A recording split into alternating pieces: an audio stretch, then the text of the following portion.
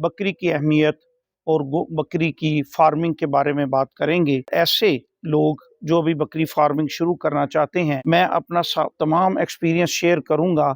जो मैंने फार्मिंग शुरू करते वक्त शुरू में गलतियां की, वो मैं आपके साथ शेयर करूंगा ताकि मेरे वो व्यूवर्स साथी वो गलतियां ना करें और नुकसान से बच सकें।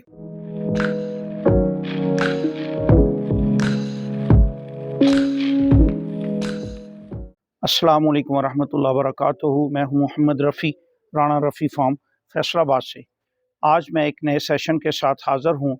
आज हम बकरी की अहमियत और बकरी की फार्मिंग के बारे में बात करेंगे।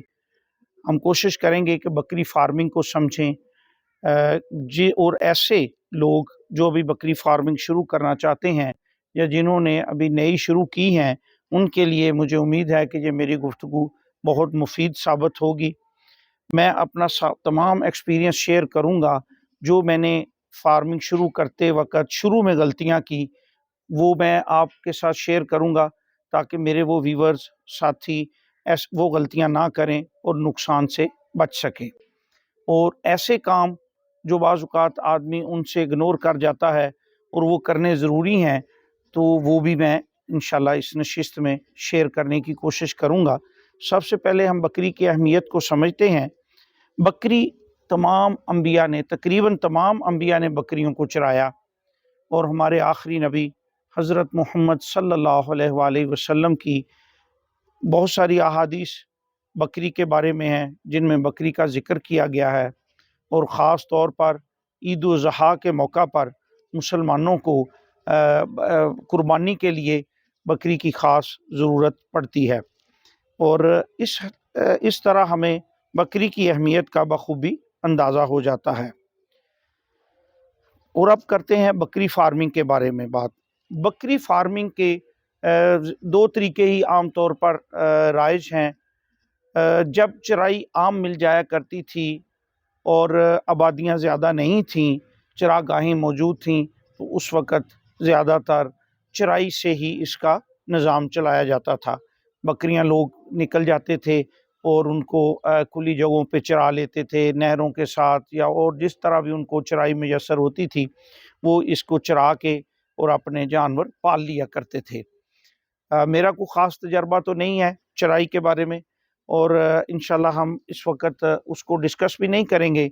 लेकिन ये बात साफ वाज़ेह है कि चराई के अंदर जानवर खुद अपनी ज़रूरत के मुताबिक ऐसी जड़ी बूटियाँ खाता था जिसके साथ उसकी अपनी ज़रूरियात पूरी हो जाती थी। लेकिन हम बात करेंगे आजकल जिस तरह हम कर रहे हैं स्टॉल फार्मिंग की, एक बाउंड्री के अंदर जानवरों को रख के और उनको पालना। जब हम बाउंड्री के अंदर जानवरों को रख के पालते हैं, तो उसके अंदर जानवर की तमाम ज़रूरियात की ज़िम्मेदारी हमारे ऊपर आ जाती है। उनकी अच्छी मुतवाज़न खुराक और उनका पानी और उनकी मुनासिब रहाइश मौसम के हिसाब से उसका इंतज़ाम, और ज़रूरत पड़ने के ऊपर मेडिसिन का ख्याल रखना, ये तमाम ज़िम्मेदारी हमारे ऊपर आ जाती है। और तमाम जानवर की ज़रूरियात का ख़ास तौर पर ख्याल रखना पड़ता है, क्योंकि उस वक़्त जानवर जो हैं एक बाउंड्री के अंदर महदूद होते हैं। अब फार्मिंग शुरू करने से पहले हमें अपना माइंड सेट जो है ना, वो एक बनाना पड़ता है कि हमने बकरी फार्मिंग क्यों करनी है, हमारा मकसद क्या है इसको शुरू करने का। क्या हम दूध के लिए फार्मिंग करना चाहते हैं, गोट मिल्क के लिए, या हम उसको गोश्त के लिए करना चाहते हैं कि उनको गोश्त के लिए पाला जाए, या ये है कि दोनों ही मकसद हैं। इसके लिए हमें पूरा अपना ज़हन बना के फिर उसके मुताबिक ब्रीड को सेट करना पड़ेगा। अगर बाज़ लोग फार्मिंग करते हैं, वो सिर्फ बकरे पाल लेते हैं, बकरों की पलाई करते हैं और ईद के ऊपर बेच लेते हैं। और अगर हम बकरियां रखेंगे तो फिर ज़ाहिर है उनकी ब्रीडिंग भी कराएंगे, उनसे बच्चे भी लेंगे, उसमें नर मादा दोनों ही होंगी। और नर जो हैं वो गोश्त के लिए चले जाएंगे, अच्छे नर को एज ए ब्रीडर रख लिया जाएगा। तो इस तरह उसमें दोनों ही मकसद जो हैं वो पूरे हो जाएंगे। لیکن اس بات میں جس چیز کا خاص طور پر خیال رکھنا پڑے گا وہ یہ ہے کہ ہمیں اپنے علاقے کی بریڈ کو ہی فوکس کرنا چاہیے. ایسا نہ کریں کہ ہم دوسرے علاقے سے بریڈ لے آئیں. خاص طور پر جس طرح میں فیصل آباد میں رہتا ہوں، ہمیں بیتل فیصل آبادی جو ہے اس میں ناگری اور امرتسری وہ بہت سوٹ کرتی ہے یہاں کے موسم کے لحاظ سے. اگر ہم راجن پوری یہاں پہ لے آئیں گے تو ان کے اوپر ہمیں محنت بھی زیادہ کرنی پڑے گی، اس میں بیماریاں بھی زیادہ آئیں گی، لیکن وہ رزلٹ ہمیں نہیں مل سکے گا جو رزلٹ ہمیں فیصل آبادی بیتل سے ملے گا. اس لیے بریڈ کی سلیکشن کا کرتے ہوئے خاص طور پر اس بات کا خیال رکھیں کہ ہم اپنے علاقے کی بریڈ ہی کو سلیکٹ کریں. میرا اس میں ایکسپیرینس جو ہوا، میں نے اس وقت ایک ہوتل بیتل نسل ہے اس کے بچے بڑے شوق کے ساتھ میں لے آیا، جس میں ایک مادی اور 2 نر تھے. وہ آج سے کوئی تقریباً 2-2.5 سال پہلے میں نے لیے، اور اس وقت میں نے وہ 1 لاکھ روپے ان کے اوپر خرچ کیا 3 جانوروں کے اوپر، اور ان کی ایج اس وقت 1 مہینے سے کم تھی. میں نے ان کے اوپر بہت محنت کی. میں چاہتا تھا کہ میں ان کے ساتھ اپنی ادھر والی بریڈ کا کوئی کراس کرواؤں گا، لیکن وہ تجربہ انتہائی بری طرح ناکام رہا. 1.5 پونے 2 سال ان کے اوپر محنت کرنے کے بعد وہ مجھ سے اتنے میں بھی سیل نہیں ہوئے، کیونکہ انہوں نے پوری گروتھ نہیں کی. ان کے ڈھانچے تو کچھ بن گئے لیکن گوشت نہیں بنا ان کے اوپر، ان کی کوئی وہ وضع قطع نہ بن سکی جو کہ بننی چاہیے تھی اور جتنی میں نے ان کے اوپر محنت کی تھی. ایسا تو تھا وہ پل تو گئے تھے، یہ نہیں کہ ان میں سے کوئی بھی نہیں مرا، تینوں ہی میرے پاس صحیح تھے، لیکن وہ چوگے کرنے کے بعد میں نے ان کو سیل کر دیا اور جو میں نے ان کے اوپر محنت کی وہ ساری ضائع ہو گئی. ایک بریڈ پر کام کرنا چاہیے، ہمیں مختلف بریڈز کو جو ہے وہ سلیکٹ نہ کریں، اور یہ میری خاص طور پر یہ نصیحت ہے کہ آپ ایک بریڈ کے اوپر کام کریں. اور دوسرا یہ ہے کہ بار بار جانور اپنے فارم کے اندر شامل نہ کریں، اس کے ساتھ بھی بہت زیادہ نقصان ہو جاتا ہے. میرے ساتھ بھی اسی طرح، جب انسان کو شوق ہوتا ہے، وہ شروع میں کام شروع کرتا ہے تو وہ اور اس کے پاس پیسے بھی ہوں تو وہ شوق بھی نہیں ٹکنے دیتا اور پیسے بھی اس کو ٹکنے نہیں دیتے. میرے ساتھ بھی اسی طرح ہوا. میں نے کوئی 50-60 کے قریب جانور اپنے پاس بنا لیے، اور پھر مجھے تلاش رہتی تھی کہ کوئی اچھا جانور ملے وہ میں لے آؤں. اسی طرح میں ساہیوال گیا اور وہاں سے میں نے کچھ پٹھیں لے آئی، اور ان پٹھوں کے اندر ایک جانور بیمار آ گیا، اور اس بیمار جانور کے ساتھ میرے 25 جانور ایکسپائر ہوئے. اور جو باقی بیمار جانوروں کے اوپر جو مجھے محنت کرنی پڑی اور جتنی ان کو میڈیسن دینی پڑی، وہ ان کی کاسٹ تقریباً اس میں برابر ہو گئی، اور ہیوج لاس ہوا. فارم بھی ایک دفعہ پیچھے چلا گیا، اور اگر یہاں پہ آدمی کوئی افورڈ نہ کر سکتا ہو، اس کا کوئی ادر سورس انکم کا نہ ہو، تو وہ بالکل ڈس ہارڈ ہو کے اس کام کو چھوڑ دیتا ہے. میری ویور سے یہی گزارش ہے کہ آپ اس چیز کا خاص خیال رکھیں. آپ ایک دفعہ جانور سلیکٹ کر لیں، ان کو اپنے فارم میں ڈال لیں، وہ تھوڑے ہوں ان کے اوپر محنت کر لیں، اللہ پاک اس میں برکت ڈالتا ہے. اور ایک ہی بریڈ کو آپ سلیکٹ کریں گے تو آپ بہتر رہیں گے، اس میں آپ کو نقصان کا اندیشہ کم ہو جائے گا. میں نے اپنا ایکسپیرینس شیئر کر دیا ہے، اور اب آگے آپ کی اپنی چوائس ہے. میرا خیال ہے کہ یہ چیز آپ کے لیے فائدہ مند ہوگی. اب بات کرتے ہیں ان کاموں کے لیے جو کام ہمیں فارمنگ کے لیے کرنے چاہیے. ہمیں سب سے پہلے تو اس کے لیے مطلب اس کی مینجمنٹ کا خاص خیال رکھنے کے لیے اس میں 4-5 چیزوں کا خیال رکھنا چاہیے. ایک تو ہے خوراک. ہمیں خوراک کا خاص خیال رکھنا چاہیے.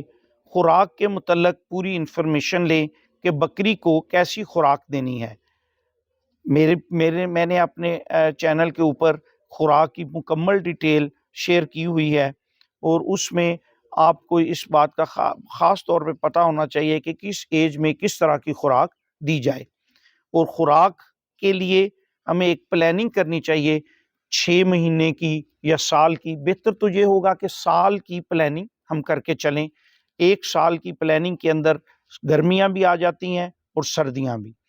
اکثر گرمیوں میں خوراک ایزیلی اویلیبل ہو جاتی ہے، لوسن، چارہ اور دوسری چیزیں ان کی شارٹیج نہیں ہوتی، لیکن پرابلم آتا ہے جا کے سردیوں میں چارے کی شارٹیج ہو جاتی ہے، اس کے لیے جو خاص طور پر لوسن کی ضرورت ہے وہ کم ہو جاتا ہے اور ہمیں جو ہے اس میں پرابلم آتی ہے۔ تو بہت اچھا ہوگا کہ ہم اگر گرمیوں کے شروع میں فارمنگ کو شروع کریں اور وہ پیریڈ مجھے امید ہے کہ وہ کافی اچھے طریقے سے گزر جاتا ہے۔ اکثر بکری فارمنگ کے اندر جو سردیوں کا موسم ہے وہ پرابلم کریٹ کرتا ہے اور اس موسم میں ہی زیادہ تر جانور ایکسپائر ہوتے ہیں۔ ایک تو سردی کی شدت بہت زیادہ ہو جاتی ہے، دوسری چارے کی کمی پیش آتی ہے۔ موسم کی سختی کے لحاظ سے ہمیں اپنے فارم کا ڈیزائن جو ہے اس کی بلڈنگ کا بھی خاص خیال رکھنا چاہیے۔ ایک تو ہو گیا خوراک والا معاملہ اور دوسرا اس کی بلڈنگ کا، اس طرح سے بلڈنگ کو سیٹ کی جائے کہ جی ہمیں گرمیوں کے اندر بھی سایہ دار جگہ مل سکے اور سردیوں میں خاص طور پر جب ہم نے ان کو سردی سے بچانا ہے تو ہمارے پاس ایسا ہرڈ کے اندر کمرہ موجود ہونا چاہیے جس کے اندر ہم جانوروں کو سردی کی شدت سے محفوظ رکھ سکے اور دن میں دھوپ والی جگہ ان کو مل سکے۔ یہی دو چیزیں انتہائی اہم ہیں۔ ان چیزوں کا جس بندے نے خیال رکھ لیا وہ کافی حد تک کامیاب ہو جائے گا اور نقصان سے بچ سکے گا۔ نقصان زیادہ تر سردی کے موسم میں ہوتا ہے۔ اور تیسرا بات جو ہمیں اس کی خیال رکھنی چاہیے وہ ہے ویکسینیشنز جانور کی، ادویات کو سمجھنا چاہیے، ان کی بیماریوں کو سمجھنا چاہیے۔ اگر ہم پراپر ٹائم کے اوپر ویکسین کر لیں گے تو ہمیں بہت ساری بیماریوں سے ہم بچ سکیں گے۔ ویکسینیشن شیڈول بھی میں نے اپنی ویڈیو میں بتایا ہوا ہے، میں نے ایک ویڈیو میں پورا شیڈول جو دیا ہوا ہے وہ اس کے مطابق اگر آپ ویکسینیشن کر لیں گے تو کافی حد تک بیماریوں سے بچا جا سکتا ہے۔ اور اس کے بعد پروسیس آ جاتا ہے کہ جب ہم فارم ہمارا تھوڑا بہت ڈیولپ ہو جائے گا اور اس کے اندر کلنگ ضروری ہے کہ ہم جانوروں کو اپنے ہرڈ کے مطابق رکھیں، جانوروں کی اتنی زیادہ تعداد نہ کریں کہ جانوروں کو چلنے پھرنے میں مشکل ہو یا ان کو اتنی جگہ میسر نہ آ سکے جو ان کے لیے بہت ضروری ہے۔ اور کلنگ کرنے کے لیے ہمیں جو ہے وہ ایک طرف سے ہمیں پورا پتہ ہونا چاہیے کہ ہم نے ان کو کس منڈی میں سیل کرنا ہے اور اس کی پرائس کیا ہونی چاہیے، اس کے بارے میں پورا نو ہو جو ہے وہ ہمیں پہلے سے ہی رکھنا چاہیے۔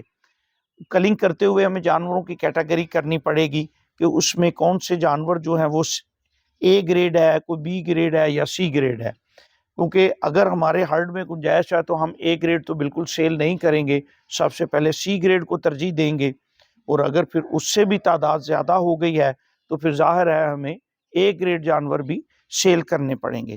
اس کے لیے ہمیں مارکیٹ کا علم ہونا چاہیے، مارکیٹ کی سٹڈی ہونی چاہیے تاکہ ہم اچھی قیمت میں جانور سیل کر سکیں۔ یہی میرا ایکسپیرینس تھا، میں نے کہا میں اپنے ویورز کے ساتھ شیئر کرتا ہوں۔ امید ہے کہ آپ کو اس سے ہیلپ ملے گی اور دعاؤں میں مجھے یاد رکھیں۔ اللہ حافظ۔